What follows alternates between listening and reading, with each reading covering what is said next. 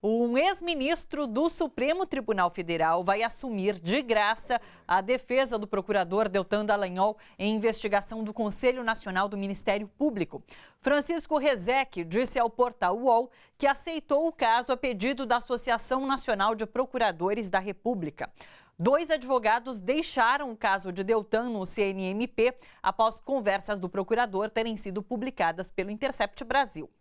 Sérgio Moro, ministro da Justiça, declarou que o governo vai examinar o projeto de abuso de autoridade aprovado ontem na Câmara para avaliar se não prejudica a atuação de juízes, procuradores e policiais. A gente vai falar sobre esse projeto de lei hoje aqui no Bom para Todos para entender o que ele significa. Spoiler: a Lava Jato não teria cometido tantos abusos caso esse projeto de lei já estivesse valendo. Jair Bolsonaro suspendeu o uso de radares móveis em todas as rodovias federais. Em despacho publicado hoje no Diário Oficial da União, o presidente determinou que o Ministério da Infraestrutura reavalie a utilização dos radares e que o Ministério da Justiça suspenda o uso até que a regulamentação atual seja revisada. O novo presidente do INEP, Marcos Vinícius Rodrigues, disse que o Instituto vai discutir a possibilidade de Bolsonaro avaliar as questões do Enem antes de a prova ser aplicada. O novo presidente tomou posse hoje e afirmou que ele próprio terá autoridade para ver a prova, mesmo que isso não seja a praxe. Sobre tudo isso, a gente conversa agora com o historiador Fernando Horta. Oi, Fernando, tudo bom? Tudo bom, Thalita? Um prazer estar com vocês de novo. Uma boa tarde. Prazer é nosso sempre. Boa tarde. Vamos começar com essa história do INEP, do Bolsonaro, a possibilidade de Bolsonaro poder avaliar as questões do Enem. Isso já tinha sido discutido antes e o próprio Bolsonaro veio a público falando: não vou olhar a prova, não tem porquê. Inclusive, teve uma questão no Enem do ano anterior que tinha um vocabulário muito utilizado pela comunidade LGBT e ele criticou muito essa questão, e daí surgiu essa dúvida se ele iria olhar o Enem desse ano. Ele falou: não, mas tá aí, pode ser que ele avalie as questões.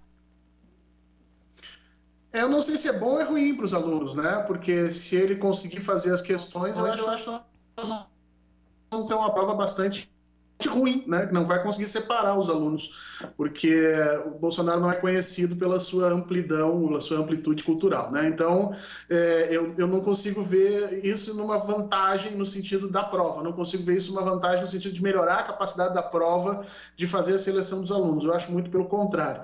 E acho isso muito perigoso porque os advogados no Brasil, em geral, já estão vivendo muito essa questão de nós não termos nenhum tipo de segurança jurídica, né? Nós não sabemos mais se a lei está valendo e para qual juiz ela vai valer e para qual juiz não vai valer.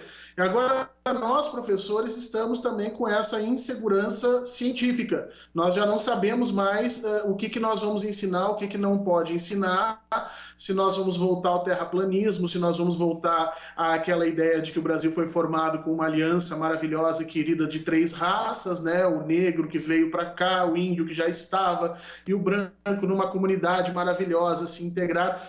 Isso está acontecendo muito para o concurso que vai rolar agora sobre a diplomacia. Os diplomatas, quem está fazendo o concurso para diplomacia não sabe exatamente o que está rolando, né?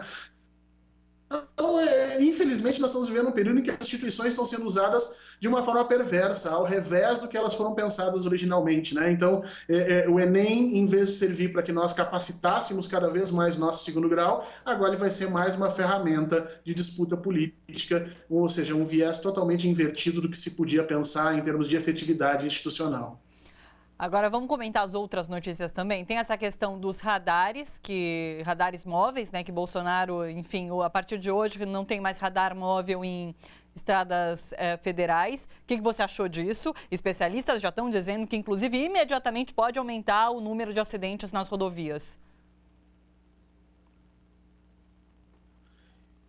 Uma ditadura se caracteriza pela utilização da violência para inverter os processos normais das instituições, né? Então, por exemplo, a Justiça do Trabalho, que originalmente servia para defender o trabalhador, no período neoliberal do Fernando Henrique Cardoso, se transformou numa forma de mediação dos conflitos do trabalho. Já houve uma perda grande ali e hoje ela se torna quase uma chibata moderna, né? Depois da aprovação que foi feita da MP 881 ontem à noite, ela virou uma chibata moderna, uma forma de obrigar os trabalhadores a cada vez mais se doarem por cada vez menos.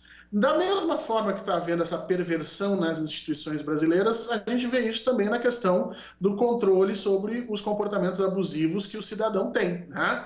Então, essa ideia de que nós vamos desregulamentar absolutamente tudo e que o cidadão é que vai decidir o que é bom ou mal, não funciona em nenhum lugar do mundo.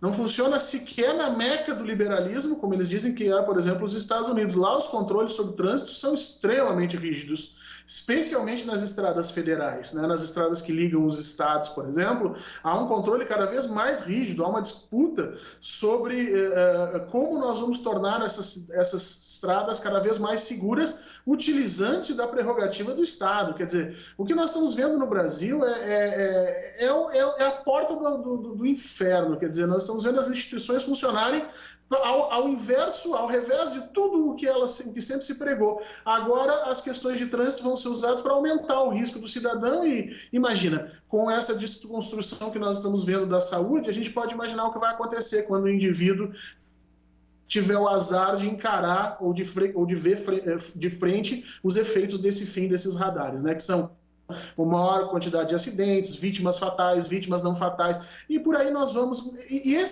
digamos assim, essa é a desregulamentação, é o absurdo da semana, né? Porque a gente podia marcar toda semana e criar um quadro aqui, o absurdo da semana, né? Qual foi o absurdo dessa semana? Dessa semana é esse, e a semana não terminou, nós temos a sexta ainda, que pode vir coisa pior.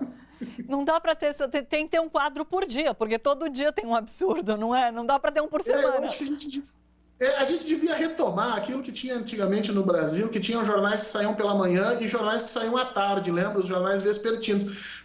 Porque daí, assim, tem a bobagem da manhã e a bobagem da tarde, que o jornal já sai quentinho mostrando. É um troço, é uma coisa surreal. O que nós estamos vivendo... E o pior, ontem, se não me engano, ele deu um aviso para Angela Merkel, né, para reflorestar a Alemanha. Quer dizer, não bastando se incomodar com toda a comunidade brasileira de uma forma, ele ainda consegue piorar a situação arrumando problemas externos para o Brasil.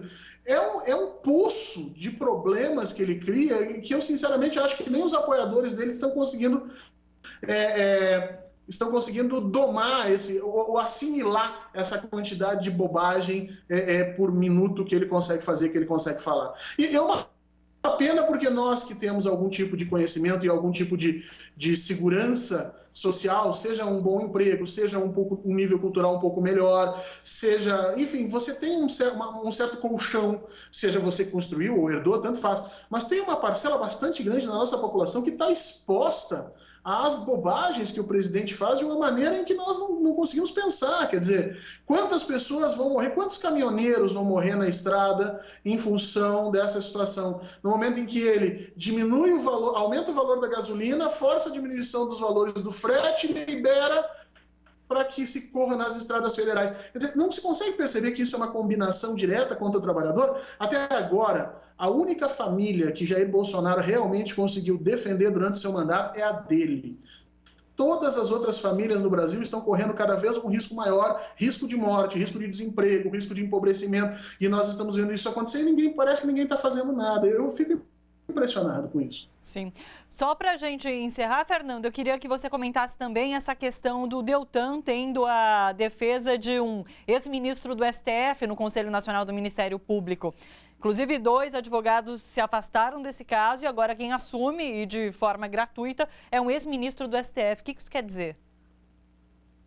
O Francisco Rizek é conhecido por ser um ministro extremamente conservador, por ser uma pessoa extremamente conservadora, né? Inclusive, a atuação que ele fez nos tribunais internacionais era pautada por esse conservadorismo. E como você tinha cortes internacionais que eram formadas por juristas de diversos países, ele se tornava um contrapeso conservador, um contrapeso terceiro-mundista e tal. Agora, quando ele aceita essa defesa do Dallagnol, 2 coisas nos mostram. Primeiro, que há, e sempre houve, porque o Francisco Rizek não é um ator do jurídico recente, ele é algo que já existe no Brasil há um bom tempo, então há sim, e se mantém um pensamento conservador no Brasil que acha, que acredita que nós podemos nos valer da situação para que o judiciário exerça o seu papel de conformação da população, ou seja, manter as populações no seu lugar, né, e proteger as camadas, as classes superiores. Essa é a função do nosso judiciário. Por outro lado, há um desgaste do próprio Deltan Dallagnol, que fica muito evidente quando os advogados abandonam uma causa nessa situação, né? Então, eu acho que nessa questão da Lava Jato ainda há muito para ser jogado, né? Pelo que nós sabemos, a divulgação do material do The Intercept ainda está recém no início, né? E já no início ele já balança o governo inteiro. Se esse governo fosse minimamente precavido, ele já teria afastado Sérgio Moro, Deltan Dallagnol, procurado conter o tamanho do problema e levado o Brasil dali para frente, fingindo que nada tivesse acontecido. Mas o problema é que, se você afasta Deltan e Moro, você enfraquece a jaula que ilegalmente prende Lula. Se você enfraquece a jaula que prende Lula, você ameaça com que as forças de esquerda voltem a se reunir com uma voz e um líder que possa dar unidade. E isso significa uma ameaça muito maior ao governo do que simplesmente fazer algum tipo de ação autoritária pontual, manter Dallagnol, fechar ou encerrar o STF com mais 2 ou 3 generais que sejam assessores dos juízes. Quer dizer, há aí um custo, uma relação de custo-benefício que o governo está fazendo, que aponta para ele que atitudes autoritárias pontuais são sempre preferíveis do que a permissão de um retorno ao processo constitucional e às instituições livres. Então, eu vejo a gente cada vez mais cavando para baixo nesse processo, né? Em vez do Dallagnol estar conseguindo sair disso, não, ele está cada vez cavando para baixo e levando o judiciário e o Ministério Público nessa vala também, porque eu acho que os juízes e os promotores ainda não notaram, mas talvez comecem a notar agora adiante. Ninguém mais no Brasil confia na justiça. Nem a direita confia mais, tanto que está tentando o impeachment de todo mundo no STF, nem a esquerda confia mais, e eu acho que os juízes têm que aprender que toda vez que eles pulam fora da Constituição, eles caem num campo em que eles não têm nenhuma condição de briga ou de disputa, que é o campo político. Eles não são detentores de poder econômico, eles não são detentores de armas do poder militar, eles não são detentores de poder político, quer dizer, a legitimidade deles reside única e exclusivamente na Constituição, no apego total e completo que eles têm que ter à Constituição. Quando eles violam isso, eles se jogam num espaço vazio, num limbo, que é onde o judiciário brasileiro está hoje. E o Deltan Dallagnol, ao invés de dar conta disso, não, ele cava cada vez mais profundo, nos leva cada vez mais para o buraco. Olha só, você que curte a TVT e quer contribuir com a gente para que a nossa programação chegue cada vez mais longe, se inscreva no nosso canal do YouTube/Rede TVT e torne-se membro.